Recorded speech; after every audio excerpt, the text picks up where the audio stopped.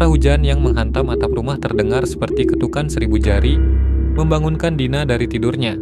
Dia memandang keluar jendela kamar yang gelap, hanya melihat bayangan pohon yang melambai di terpa angin.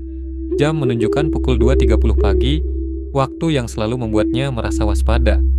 Dina menarik selimutnya lebih erat dan mencoba kembali tidur. Tetapi perasaan aneh merayap di hatinya. Ada sesuatu yang salah. Dia mendengar suara pelan dari lantai bawah, seperti suara kaca yang bergesekan. Dina berusaha menenangkan dirinya, berpikir mungkin itu hanya suara angin yang menggoyang jendela. Namun, rasa penasaran yang bercampur dengan ketakutan membuatnya turun dari tempat tidur. Rumah Dina adalah rumah tua diwariskan oleh neneknya yang baru saja meninggal sebulan lalu. Bangunannya besar dengan banyak ruang kosong yang jarang ditempati. Meskipun Dina sudah terbiasa tinggal sendirian, malam ini terasa berbeda, lebih mencekam. Seolah-olah rumah ini hidup dan memperhatikannya. Dengan langkah hati-hati, Dina turun tangga. Setiap anak tangga mengeluarkan bunyi berderit yang semakin membuatnya merasa tidak nyaman. Dia menyalakan lampu ruang tamu, namun merasa aneh ketika menyadari cermin besar yang tergantung di dinding seberang pintu terlihat seperti sedikit bergerak. Cermin itu adalah peninggalan neneknya. Menurut cerita keluarga, cermin itu sudah ada sejak nenek buyutnya tinggal di rumah ini. Meskipun terlihat cantik dengan ukiran kuno di sekeliling bingkainya, Dina selalu merasa ada sesuatu yang menyeramkan dari cermin tersebut. Ada perasaan tidak nyaman setiap kali dia berhadapan dengannya, seolah-olah ada yang mengamati dari sisi lain. Saat Dina mendekati cermin, udara di sekitarnya terasa lebih dingin. Tiba-tiba dia melihat sesuatu di dalam cermin. Sekilas tampak bayangan seseorang berdiri di balik refleksinya. Dina tersentak berbalik untuk melihat ke belakang, tetapi tidak ada apa-apa di sana. Ketika dia kembali melihat cermin, bayangan itu menghilang. Dengan napas tersengal, Dina mencoba meyakinkan dirinya bahwa itu hanya imajinasinya. Mungkin hanya bayangan dari jendela atau refleksi hujan. Namun, sebelum dia bisa bergerak menjauh, sebuah suara lirih terdengar dari dalam cermin. Dina.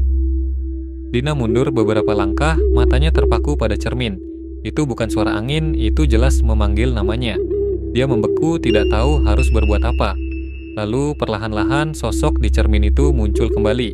Kali ini lebih jelas. Sosok itu adalah seorang perempuan dengan wajah pucat, mengenakan gaun putih yang lusuh, rambutnya panjang terurai dan matanya tampak kosong, seperti menatap langsung ke dalam jiwanya. Perempuan itu membuka mulutnya, tetapi suaranya terdengar seperti bisikan angin kencang. "Tolong aku terjebak." Dina mundur lebih jauh, tubuhnya gemetar. "Siapa kamu? Apa yang kamu mau?" tanyanya, berusaha untuk tidak panik. Perempuan di cermin tersenyum tipis, senyuman yang lebih mirip seringai mengerikan. "Aku dulu seperti kamu, dulu aku hidup di sini, sampai aku terperangkap." Dina merasa darahnya membeku. "Terperangkap di mana?" "Di dalam cermin ini," jawab sosok itu dengan suara yang bergetar. "Dan kamu akan menjadi penerusku." Dina merasa kepanikan melandanya. Dia berlari menuju pintu, tetapi pintu itu terkunci. Padahal sebelumnya dia tidak menguncinya. Dia mencoba menarik gagangnya dengan sekuat tenaga, namun tetap tidak bisa terbuka.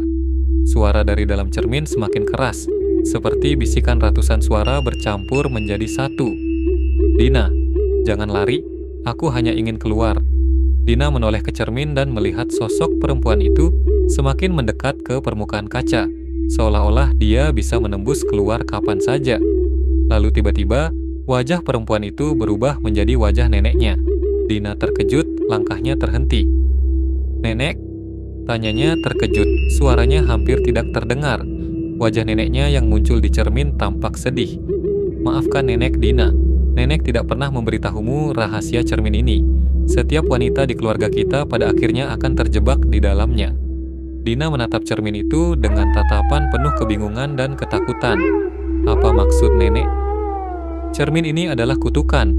Sudah bertahun-tahun lamanya nenek berusaha menahannya. Tapi sekarang, waktunya sudah tiba. Kamu adalah penerusnya, Dina.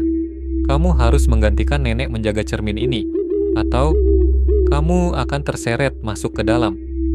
Dina merasakan tubuhnya melemah, otaknya menolak untuk menerima apa yang sedang terjadi.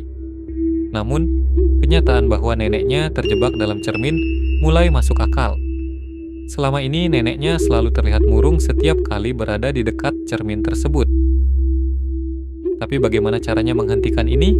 Tanya Dina dengan suara bergetar. Wajah neneknya tampak semakin pudar di dalam cermin. Kamu harus menghancurkan cermin ini, tapi itu tidak mudah. Cermin ini dilindungi oleh kekuatan gelap. Setiap kali seseorang mencoba menghancurkannya, mereka akan terjebak di dalam untuk selamanya. Dina terdiam, kengerian menyelimuti dirinya.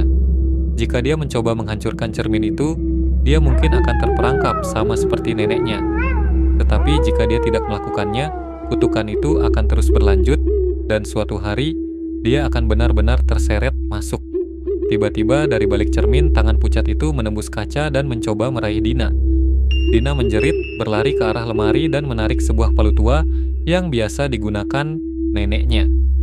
Tanpa berpikir panjang, dia berlari kembali ke cermin dan menghantamkan palu itu sekuat tenaga. Bunyi kaca retak terdengar keras, disertai suara jeritan yang melengking dari dalam cermin. Dina terus memukul cermin itu, meskipun setiap pukulan membuat tubuhnya terasa semakin lemah. Dengan satu pukulan terakhir, cermin itu pecah berkeping-keping, dan suara jeritan itu tiba-tiba hilang, meninggalkan keheningan yang mencekam. Dina jatuh terduduk di lantai. Napasnya terengah-engah.